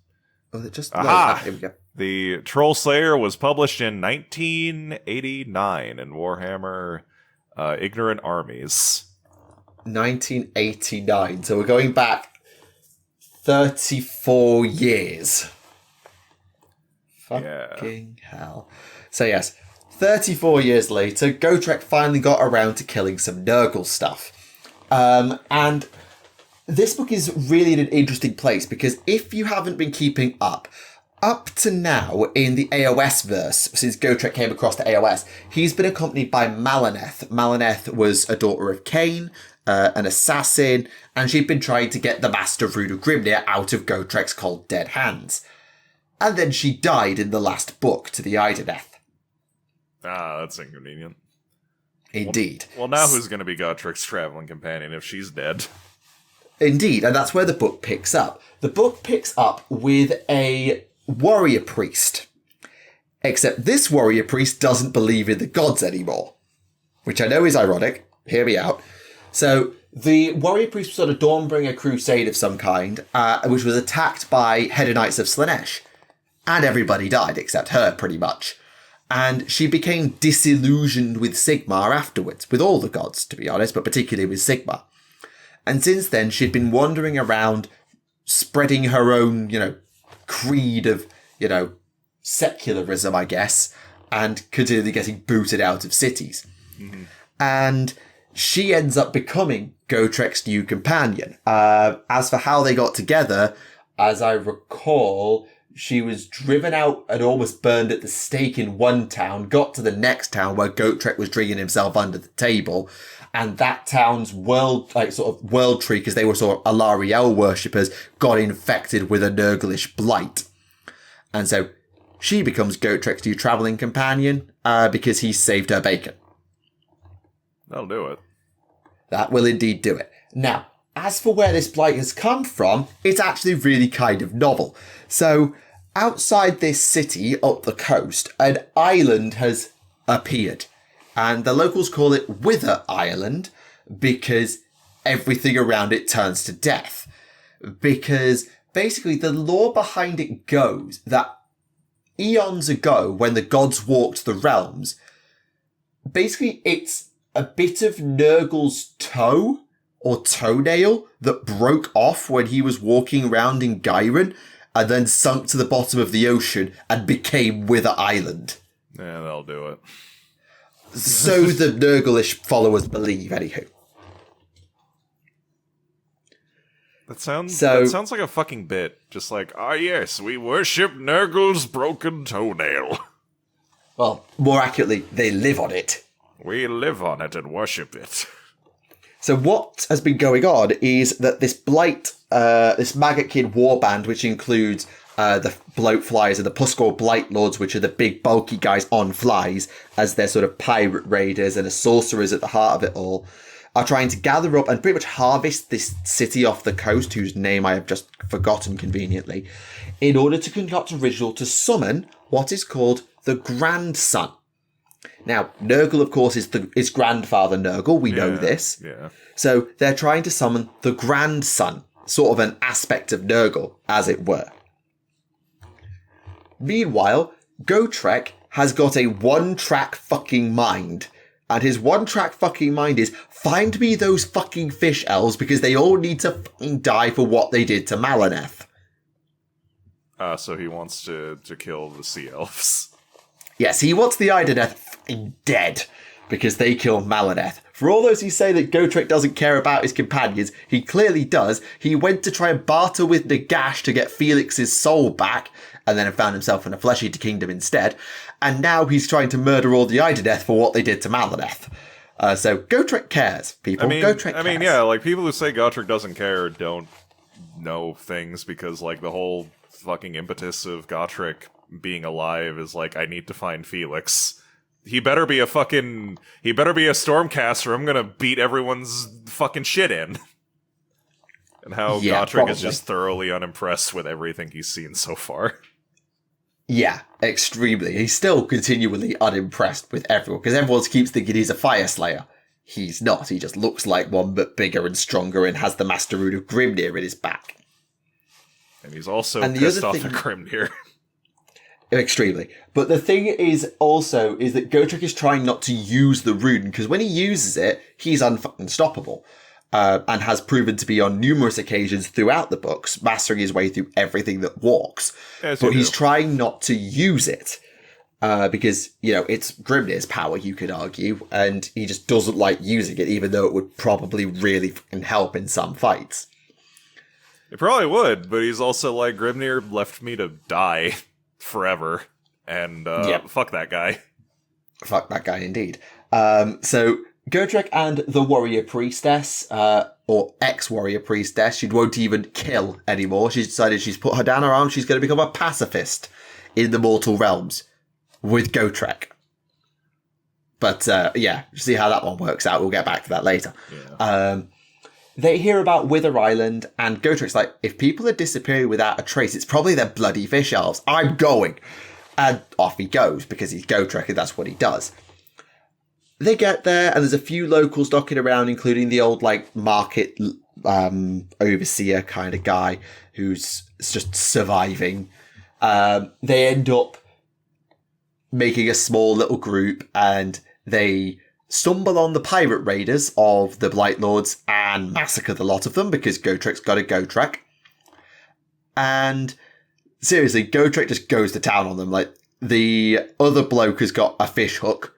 The warrior priestess refuses to murder anything, so Gotrek has to do all the heavy lifting against Maggot King Blight Kings, and he does. But he's visibly sick, because, it's Nurgle. Yeah. He is getting sick. And Gotrek has proven to be fallible to this before, because a couple of books ago, in Git Slayer, he was covered in goblin mushrooms. Like, his body was mushroomizing pretty much as it went along, because he was getting caught under the light of the bad moon and all of this. So this is nothing new for Gotrek. It's just a bad cold. But it is really affecting him. He's just trying to keep going. Yeah. And they get a boat, they go to Wither Island, and eventually, I'm skipping over a lot of details here because, I could talk in depth about them getting through all the plague bearers and all the cultists and... You don't have to. I can imagine, and then Gotrek killed all of them. The end, yeah, pretty much. Because he's Gotrek. Yes. But what's interesting is they don't, do the classic Warhammer trope of, oh, the ritual is nearly complete. You can't stop it now. Blech, dead. They don't actually do that. They actually let the ritual complete itself, for once. And the grandson is summoned successfully. And it is a monstrous Great Unclean One. I know Great Unclean Ones are huge to begin with, but this one's on another bloody scale. Yeah. And if left unchecked, because it's an aspect of Nurgle, as a Great Unclean One is, but this one even more so, it could do some serious damage. Just by sitting on Wither Island, it could do some serious damage, but it has no intention of doing such a thing. And they keep going. The fisherman dies, because of course he bloody well does. He's on Plague Island fighting a Great Unclean One with a fish hook, so he isn't surviving that. And Gotrek does eventually kill it, but it ain't easy. Obviously, it's a really, really difficult fight. And the warrior priestess kind of comes to a realization of, you know what? I don't actually know what I fight for anymore, but you know what? I'm quite happy with just, having something to do and fighting with Gotrek. He doesn't feel obliged to it. And she says at the end, after the fight, that she doesn't say she believes in Sigmar, but Gotrek Gernus, we need to wield theology as much as we need to wield a Warhammer. To believe in something is to not blindly accept its veracity. Belief can mean trust as well. I believe in you, Gotrek, and I trust you. I believe Sigmar's up there in his ear, but I'm not sure if I trust him yet. There's a long way to go on that one, but I've made a start. Yeah. So that's sort of where she sits at the end, is it's not exactly been easy, and she's still got a long way to go to getting herself back on track, but she's getting there. And she still feels indebted to Gotrek and will probably continue to follow him around for several books. But what's interesting is there's a third perspective in the book that is not discussed at all. The book's split into 3 parts, and at the end of each part is chapter, or a few pages that are written like a diary entry. And there's absolutely no reference to who writes it. But they seem to be after Malineth, because they're trying to be led to the elf. But I don't know who they actually are. It's not made very clear. I'm guessing there might be a witch hunter or something. Yeah, I get you. But it's really not clear about who it is. But it's essentially that there seems to be an antagonist or character being set up to go after Gotrek in the long run. And then the epilogue, I'm not going to read it all the way through. It's set, again, somewhere else. I think it's just setting up the next book. That we're talking about passageways, doors of oak bound with bronze, a place buried in foundations, a room of stateliness and grandeur with velvet curtains thick with dust, scraps of parchment, and things like that. And again, it's hard to tell who it's about, but I'm guessing it's the same person. They've got someone who's looking at a fool from Azir blundering across the landscape, crossing paths. Yeah, it must be a witch hunter of some kind who was hunting Gotrek. And now it looks like they're off to the realm of light, which should be interesting, probably to go and kill some elves. So lots of interesting things being set up, whether it's a Skaven or whoever. I mean, Gotrek doesn't really have a particular Skaven rival that I recall. He's not crossed blades with Thanquol or anything like that. I think in the audiobook, Thanquol is the main antagonist because the audiobook deals with it deals with Gotrek, I think, meeting Malineth and getting her to join him, and the impetus of the book is that there is a realm gate to the old Warhammer world. There is just a portal that leads to the world that was, as they call it.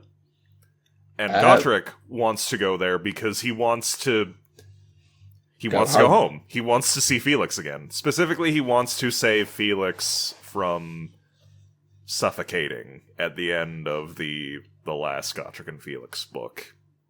Because that's how Felix died, was he was trapped in a cave-in, and he suffocated, and the world ended.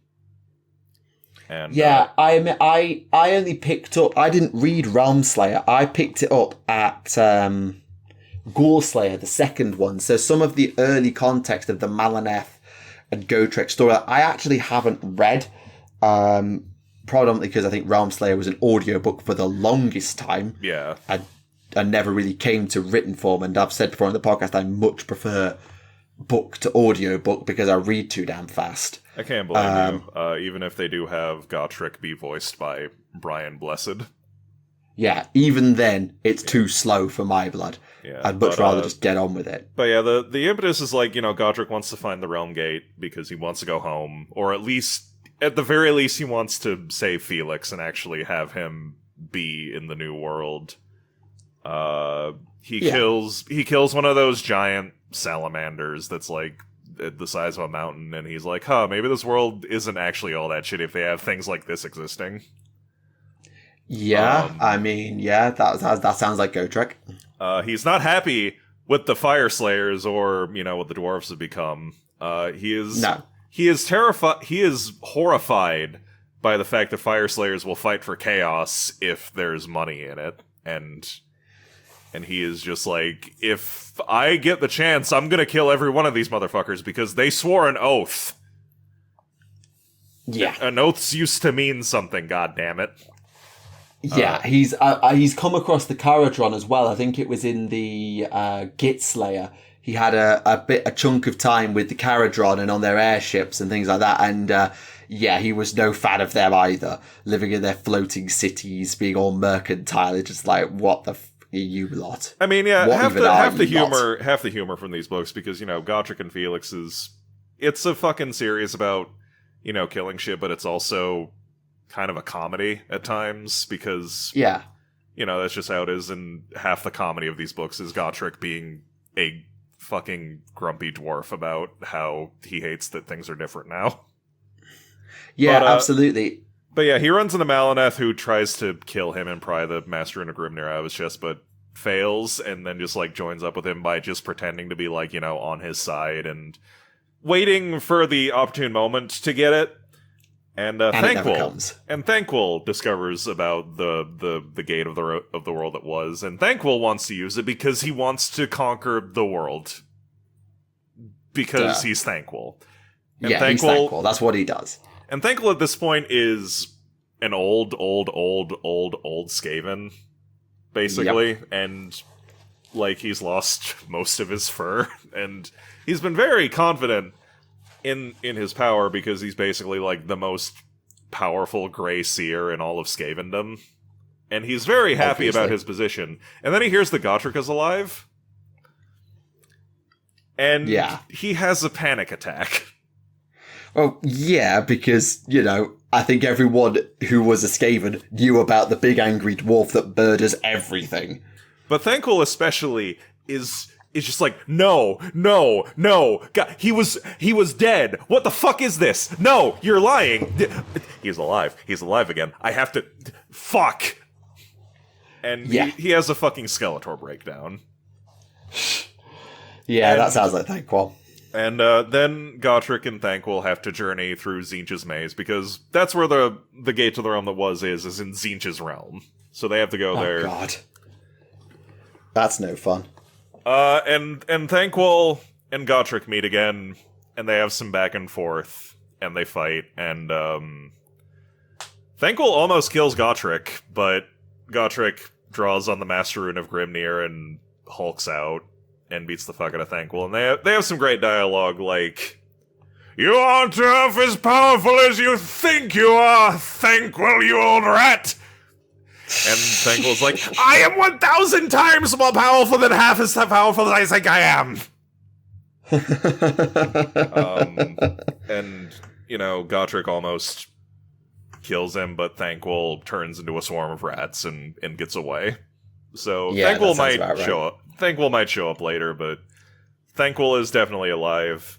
And then Gotrek looks into the gate of the realm that was, and actually sees Felix writing the last, lines of the biography of Gotrek Gurnison.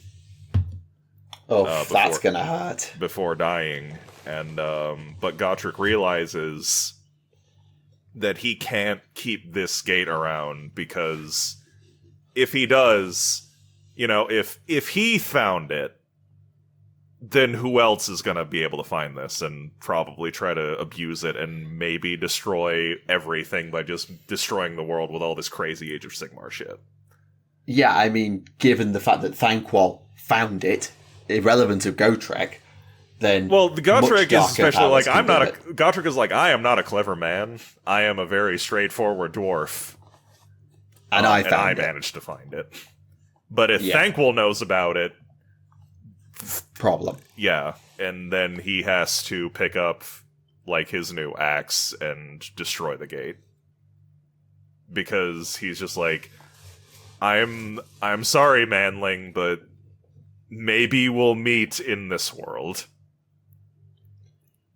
And then he destroys the realm gate, explodes, he gets knocked unconscious, and the witch elf is just good, you're unconscious, and now I'm going to kill you and bring the rune back to the cult, and maybe they won't think that I'm a huge fuck up. And then Gotrek wakes up and grabs her by the neck and is what were you saying, elf? And then she's just oh, good, you're alive. Great. And then they decide, you know, like, let's journey together for a while and try to find this human of yours. Yeah, and let's be fair, 2 books later, Gotrek is very much like, I am going to go and find Nagash, and I am going to get Felix's soul back off the god of death himself, and you can't bloody stop me. At one point, that was where he was in Ghoulslayer. He changes his mind later because, well, obviously, but he wanted to. He really wanted to go find Nagash, which would have been absolutely hilarious. Yeah. Just the angry god of death, like, who dares disturb my slumber after Teclis just whooped my ass? And Gotrek's like, oi, skeleton, Felix Jaeger, soul, now. when he hears about in Realmslayer, when he hears about the Stormcast Eternals and what they're made of, he is immediately like, Felix has to be one of these guys, right? And then one of the Stormcast is like, I don't know. I mean, like, he was just a man, wasn't he? And then Gotrek is like, Felix Jaeger was worth 100,000 of you gilded fucking pansies. And if he's not the head of your order, then I'm gonna shave my beard. Sadly, Bastian Carthalos has now come along, so sorry. But yeah, Gotrek is insistent on finding Felix because he's just like, I swore an oath and he swore an oath to me, and also he's my best friend. Yeah, he's currently on a side quest of murder every fish elf going. That sounds like Gotrek of just like, I am angry about elves.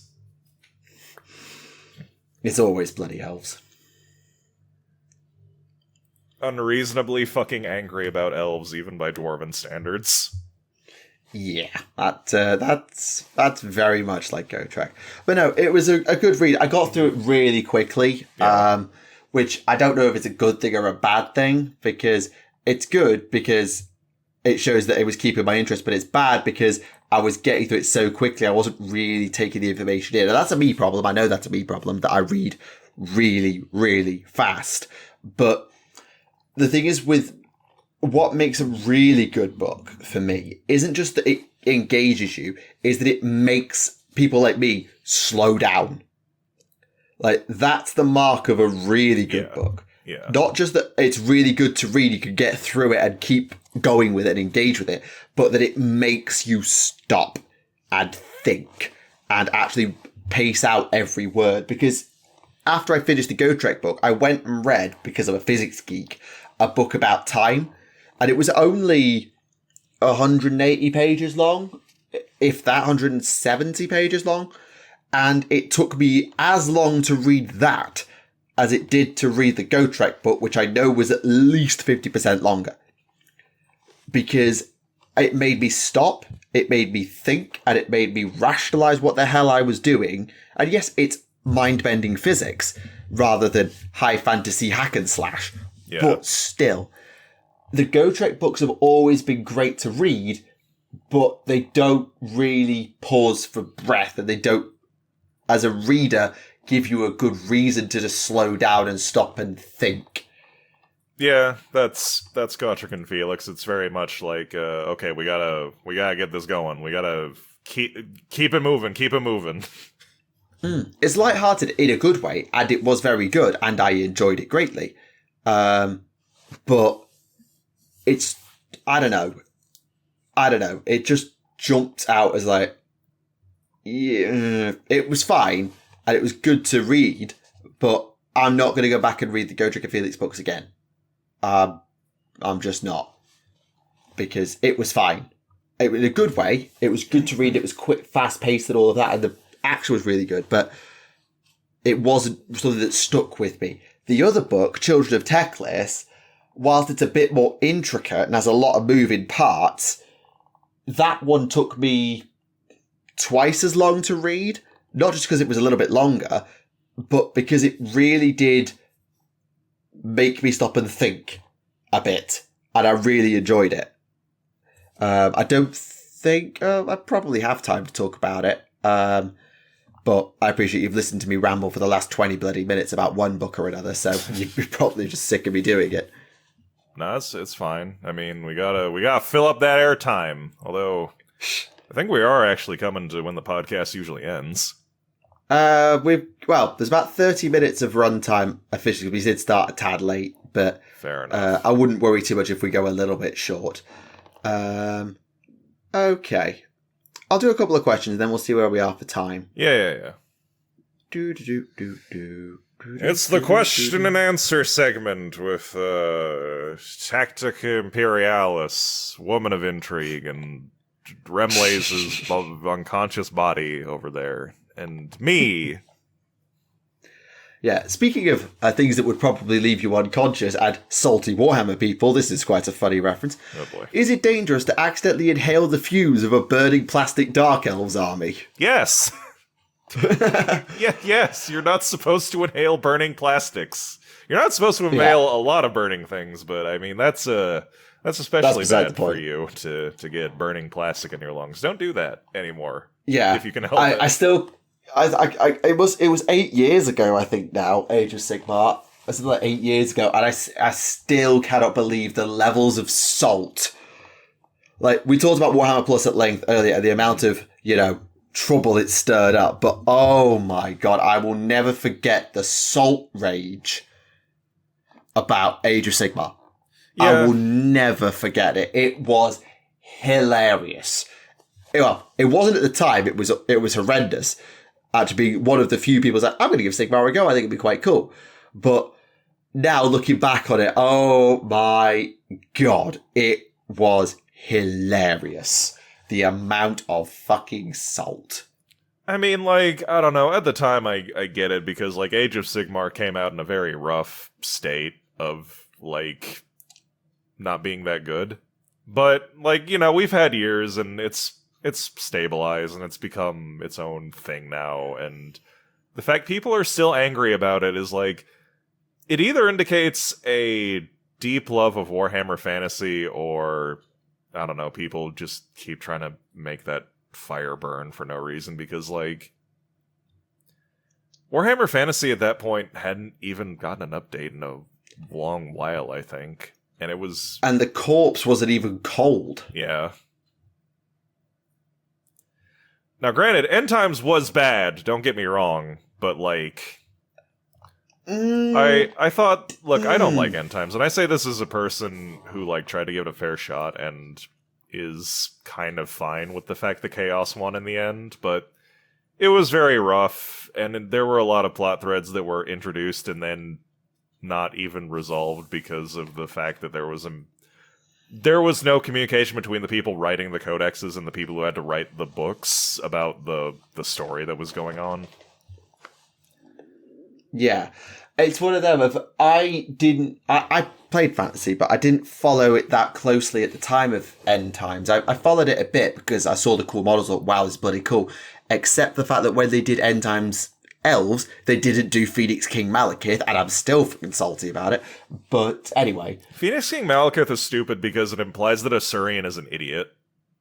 It's like, hey, the Malekith, the guy who made an entire culture based off of slavery and weird elf eugenics and worshipping the dark powers and worshipping the god of actual factual literal murder.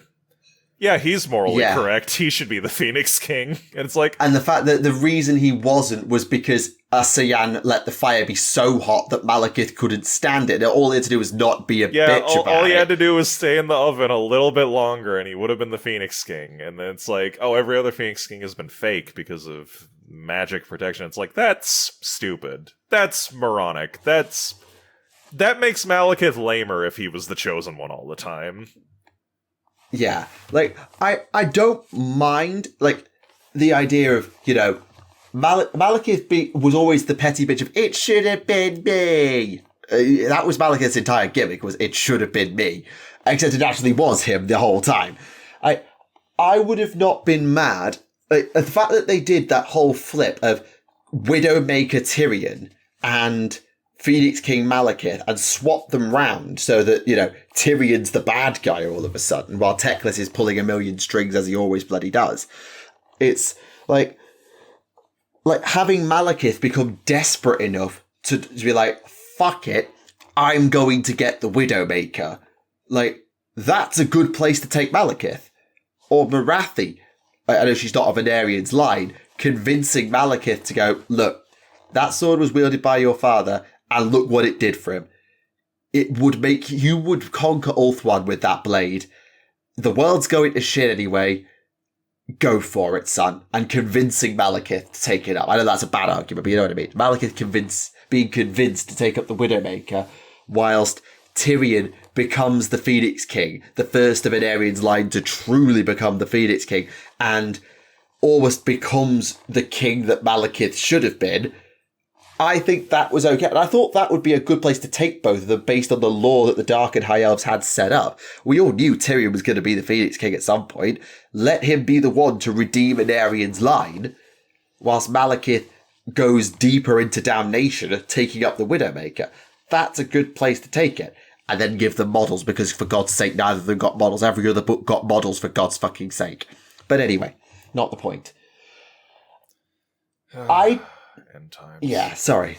Yeah, the problem with End Times is always like, you knew it was going to end badly, but I think the thing that really annoyed me about the End Times is I never got my head around the Incarnates. Like, the Incarnates made no goddamn sense. Yeah, Warhammer Fantasy Avengers was stupid. We don't have to pretend it was a good idea. The Incarnates are stupid. Yeah. Especially when two of the Incarnates are dwarves. You know, those people that famously can't use magic, or else they turn into stone. Yeah. But no, one of the Incarnates was an orc. Let's make fucking Thorgrim Grudgebearer the incarnate of metal after Balthazar. No, I know. He becomes the incarnate of metal, and then Balthazar Gelt becomes the incarnate of metal.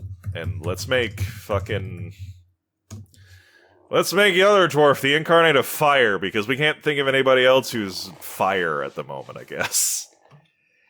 Yeah, like, I mean, if you look through the list of who became different things, like Tyrion, Hish, Thorgrim, went to Gelt after Thorgrim, Alariel, fine, Azir, Karl Franz, because Sigmar was reborn in Karl Franz's body, right, Shadow Malekith, Death Nagash, actually goes from Ungrim Iron Fist, Grimnir's High Priest, and then it jumps to Caradrian of the Phoenix Guard.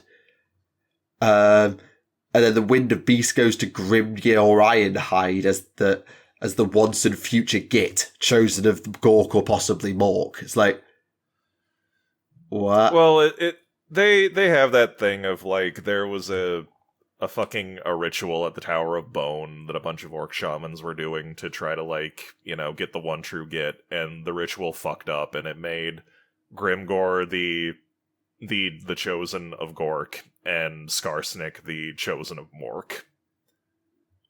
I also like how Skarsnik shows up, like, briefly, Gobla gets killed, and then he just kind of wanders off. And is sad, and then doesn't show up again. Yeah, and it's also worth noting the Incarnates happened because Teclis destabilized the Vortex. I feel, you know. God, the End Times are such a fucking character assassination of so many people, but Teclis probably got it the worst. Yeah, and he didn't go on to be much better, because he goes into Age of Sigmar, and, you know, him and Tyrion can't find any elves for ages, and then Marathi helps them find Slaanesh, and the first thing Teclis does is make the fucking Ideneth, who've got fall-apart souls and are utterly uselessly good at staying alive and don't respond to his teachings at all, so he goes to enlighten them with the light of Hish and scares them into the bottom of the fucking ocean. I feel like someone who was writing hates Teclis. Someone at this lore writing meeting, like, they played a lot of Warhammer Fantasy at some point, and they fought a lot of high elves that were led by Teclis, and Teclis kept, like, sending them into the own zone, and they were just like, I'm gonna get my fucking revenge on this fucking elf. I'm gonna kill this guy. And then they were put in charge of the End Times lore for elves, and he was like, finally! Now I can write Teclis as the poo-poo head who beat my Vampire Counts army. Yeah, I mean, Jeremy Vitok was one of the main writers for Age of Sigmar at the start. I don't know who wrote most of the End Time stuff, and I'm not going to check, but God. Yeah, somebody somewhere hates Teclis. I mean, Teclis is an overconfident uber douche, so it's fine. But at the same time, look at how they massacred my boy. They did. I mean, yeah, Teclis is like a dick, but like also he's the only elf who has a brain between his ears to be like, hey, maybe we should help people and stop throwing backstabbing parties on Ulthuan. Yeah, like Tyrion picked up the Widowmaker, had to get himself killed, be revived at the Phoenix Shrine in order to be given the Wind of Hysh. So, you know, Tyrion's not exactly got a clean slate either. And then the donut sunk. And then the donut sunk. Malekith is Malekith, and Malerian as he is now, no one knows what the hell's going on with Malerian. Can we please have the Shadow Bones, have they please? fucking, like, given Malekith or Malerian, whatever the fuck he's called now, like, any spotlight, basically? Or is he just... Nope. Awesome? Nope. Literally, we know what he looks like from one piece of artwork once, around the time of Morathi being released. And that's it. And we know that agents of Malaria were involved in some scuffle with the Daughters of Cain, according to a short little timeline excerpt in the first Daughters of Cain battle tome. And we know Malaria is the Lord of the Realm of Shadow who refused to give Morathi anything because he's a salty, petty bitch. In fairness, and Morathi was not... Morathi deserved it. Yeah, Morathi deserved it. Like, even though Malekith and Morathi have the most uncomfortable kind of family bonding in canon, like, she was still horrible to him and everybody else. And yeah, I can't blame Malekith for being like, get the fuck out of my house. Yeah. But no, in terms of what his elves are really like, no. In terms of what he's actually doing, no. It's one of the things that really has not disappointed me, but like we got Alariel at the start of the edition. Then towards the end of AOS 1, we got Morathi. Then towards the end of AOS 2, we got the Lumineth with Teclis. So I'm hoping sometime in the next sort of 12 months, maybe 18 months, we'll get to Malerian. And then the Elven Pantheon's complete, apart from Tyrion. And I can live without getting Tyrion. I want Tyrion, don't get me wrong. But we've already got Teclis and the Lumineth. And Tyrion's just another god of the Lumineth. So I'm okay not getting Tyrion for a while. But I really want Malerian because edgy shadow elf demons, yes please. Anyway, yeah, back to the question. Yeah, don't breathe in burning plastic. Yes, that was where that entire conversation came from. Okay. The September will not be the month of the Tau because, well, they're not going to bring the Codex out till later. They're not going to give him anything useful anyway. I'll keep that question till Remleiz is back because that applies to both of us. I thought there was another one I saw that I didn't mind the look of. Sorry, I'm just... It's fine. Well, there's one here that I don't know if you'll know this reference. Are you aware of something called Fury of Dracula? Fury of Dracula. What? It's nothing to do with Warhammer. I just wondered if you knew what it was because there's a question about it. What is Fury of Dracula? I've never heard of that. It's a Dracula-themed board game? A Dracula-themed board game? Yeah, it's got a digital edition on Steam from a couple of years ago. Oh, it was published by Games Workshop in the 80s. Yeah, that explains why I don't know what the hell that is. Dracula taking over Europe and only, 4 iconic vampire hunters can stop him. What the hell is... What the... It's an adaptation of the board game published in 1987 by Games Workshop. Okay. So, it's an old GW board game. So, has GW done something similar to Fury of Dracula? No, because they made it in the first place. But in terms of, a board game where you've got to stop some evil overlord from conquering an area, I mean... Look at most of Warhammer Quest, I guess. Like Curse City and Silver Tower and those kind of things, I suppose. Yeah, if you want to play something like that, there's also Chaos in the Old World, where you take control of one of the 4 Chaos gods and you do bad shit on a board game. And also there's an expansion where you can have the Great Horned Rat. Right.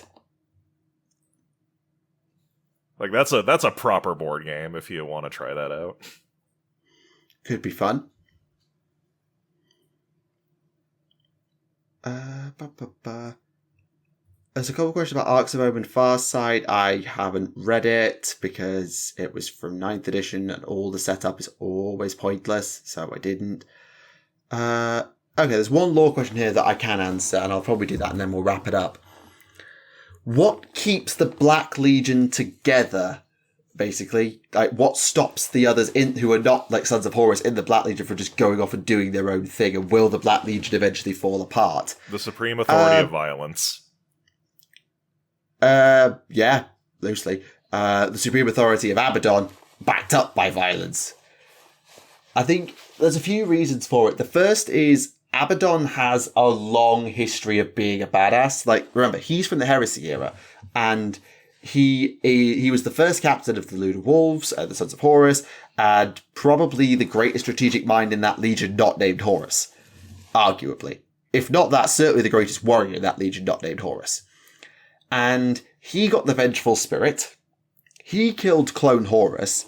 He wields the Talon of Horus and Drak Nien, and he is the one most actively prosecuting the Long War.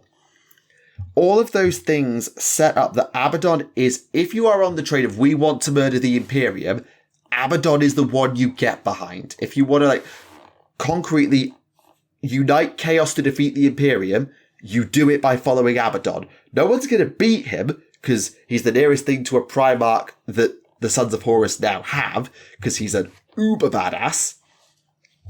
And the other reason is Abaddon has the favour of all 4 Chaos Gods. He has the Mark of Chaos Ascendant. He's refusing demonhood, sure, but he is the guy. The gods are on his side. If you worship the gods and want to know how the hell are we going to win and allow the chaos to reign, you get behind Abby.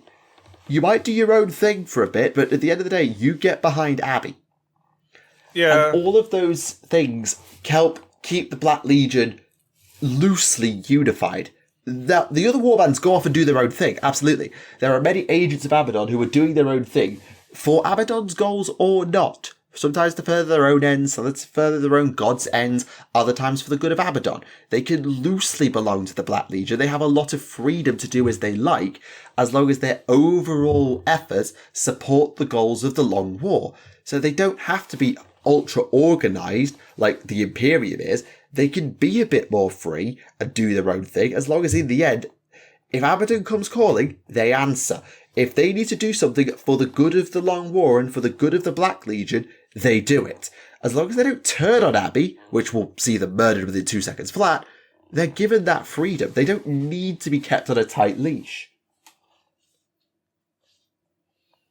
At least that's where I'm at anyway with it. Yeah, I mean, like, you know, when you're a Chaos Space Marine, you don't necessarily these days follow someone out of genuine loyalty and because you want to see them, like, become a demon prince, because every servant of Chaos is selfish and wants that power for themselves.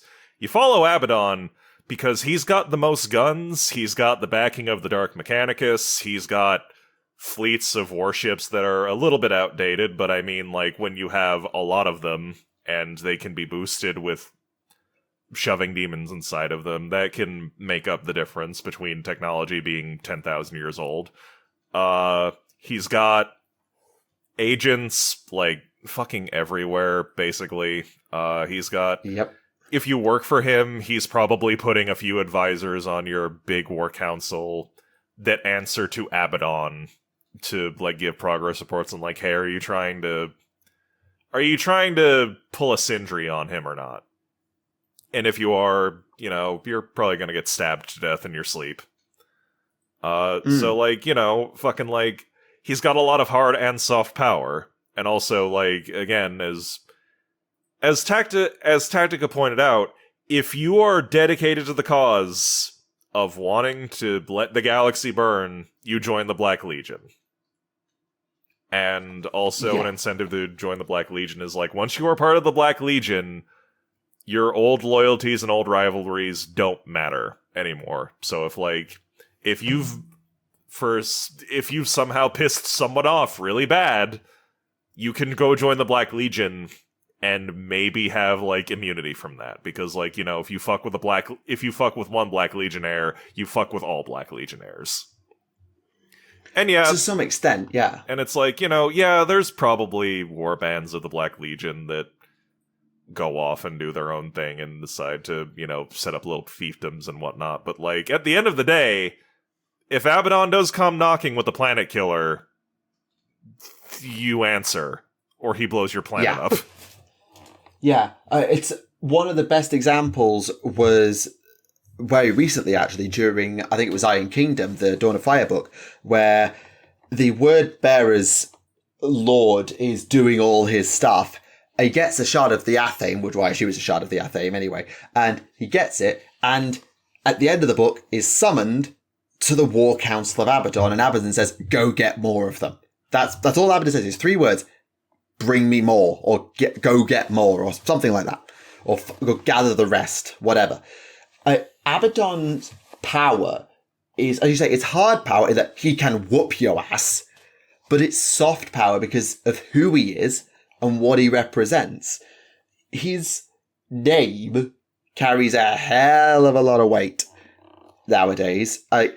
Even people like Khan and Ahriman and Fabius and Lucius and Typhus, they all know Abaddon's name and be like, yeah, I'm just not. If the opportunity to fuck with Abaddon comes up, they're just going to go, I'm just not. Get out of my way and let me do my thing. But if you're that intent on stopping me, I'm just not. I'm just going to get out of your way because it is not worth the hassle.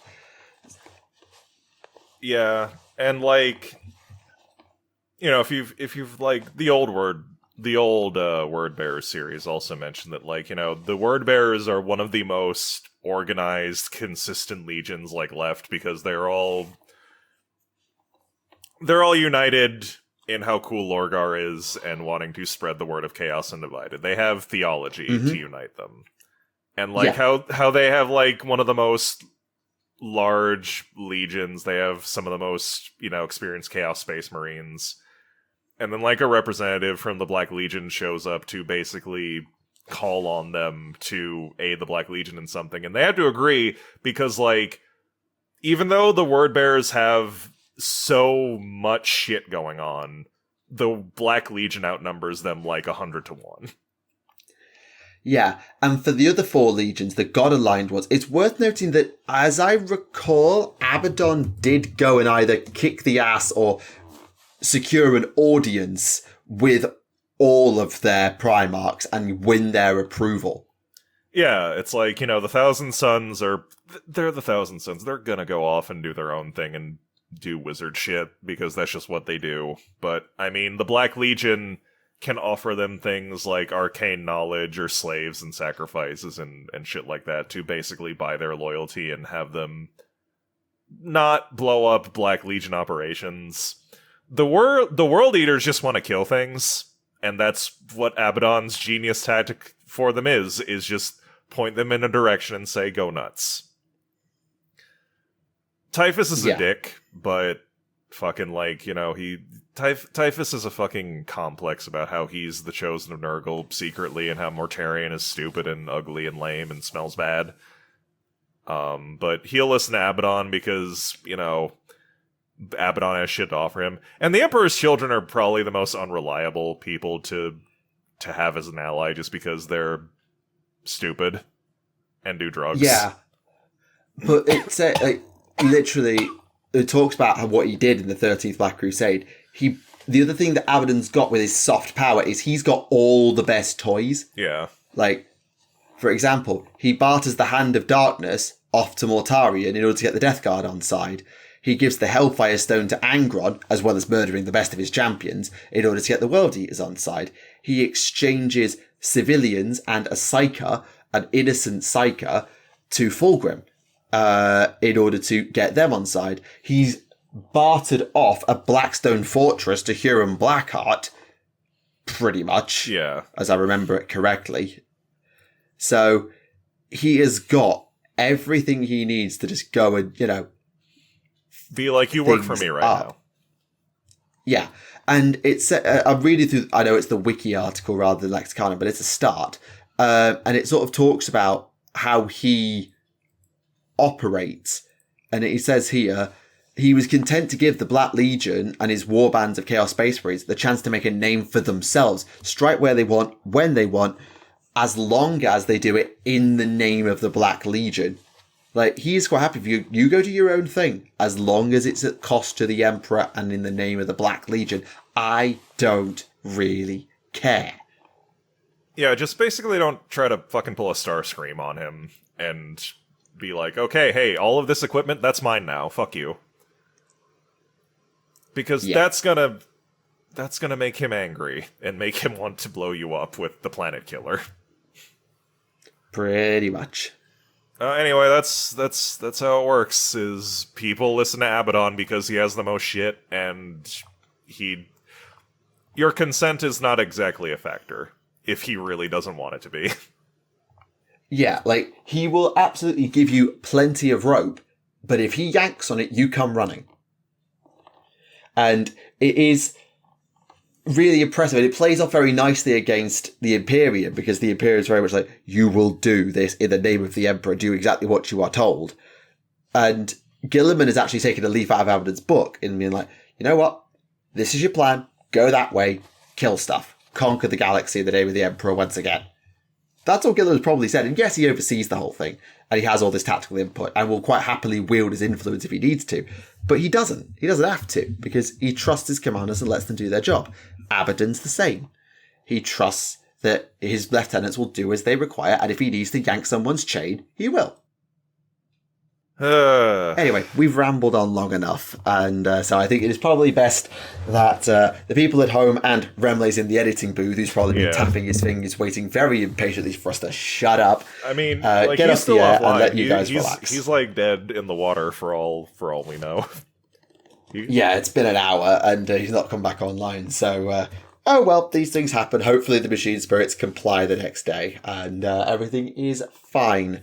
If not, this episode will never see the light of day, so who knows? Who knows? Anyway, thank you very much for watching this episode of Adeptus Podcast, number 181. God, that number is terrifyingly big. And thank you very much to Fresh for joining us, or mostly me. Once again, it has been a pleasure talking with you, as always. Yeah, it's always nice to be here, and it's always nice to talk to the two of you. Sans the one in this case, I suppose. Yes, absolutely. But if you have any questions, please do leave them in the comments below with the word question. I know we only answered a couple because some of them were pitched for Remleiz or the two of us to answer, and there's some stuff like around Arcs of Omen that I just didn't read, so I haven't really got anything to comment there. But we will be back in a couple of weeks with plenty to dissect from Nova, along with whatever else GW throws our way in the next fortnight. But until then, this has been Neve from Tactica Imperialis. And it has been me, the Fresh Sorcerer, from and me. About an hour ago, that was Remleiz from 40k Theories. Please do subscribe. Thank you very much for watching, and we will see you all again. Bye for now. Bye, everybody.